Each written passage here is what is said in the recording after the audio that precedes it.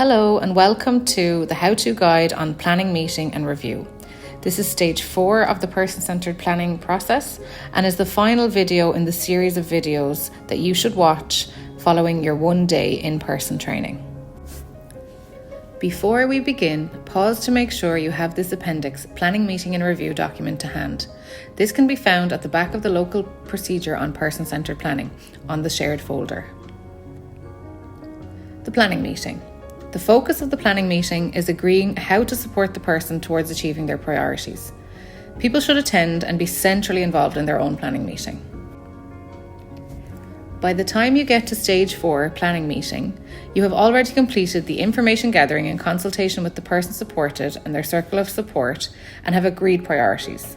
The focus of the planning meeting is agreeing how to support the person towards achieving their priorities. The planning meeting is not a time to add new priorities. This is important to keep in mind to make sure that others don't take over a meeting and set priorities that are different to the ones agreed with the person. Having completed stage 3, preparation for planning meeting, you will have a clear list of all the priorities the person supported is going to work on as part of their plan. Directly before the planning meeting, you should complete the top 2 rows of the planning meeting template for each of the priorities. In the top row, enter the outcome number and the description from the list of 21 outcomes. In the second row, detail the person's priority under this outcome. This should match the information in the preparation for planning meeting document. While it is helpful to have some ideas about how priorities can be supported and/or achieved, it is at the planning meeting that these are agreed and finalised. The focus of the planning meeting is on answering 3 important questions and recording what is agreed. How will the priority be progressed? Who will support the person? And when will this action be complete?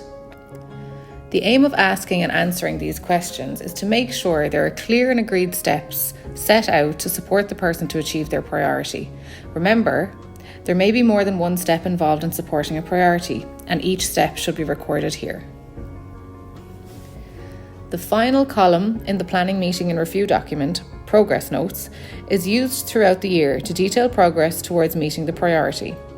This includes all actions taken to support the priority. If a barrier is encountered which cannot be addressed following consultation with the manager, a risk assessment may be required to escalate the barrier to the relevant senior manager. The line manager should review the plan halfway through the year and reflect this review through a signed and dated progress note. At the end of the planning year, a final progress note should be written in consultation with the individual and the line manager. This progress note should indicate if the priority has been achieved or if it will be carried forward as part of the information gathering for the next planning year. Again, thank you for your time. You have now completed the how-to guide on planning, meeting and review. This concludes the final step in the PCP process and is the final of 4 videos you should watch after your one-day in-person training. You can review this video at any time if you need support at this stage in the PCP process.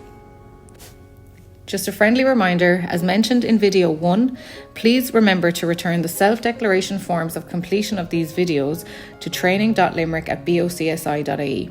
Please note, until these have been submitted, your training record cannot reflect as attending the PCP training in full.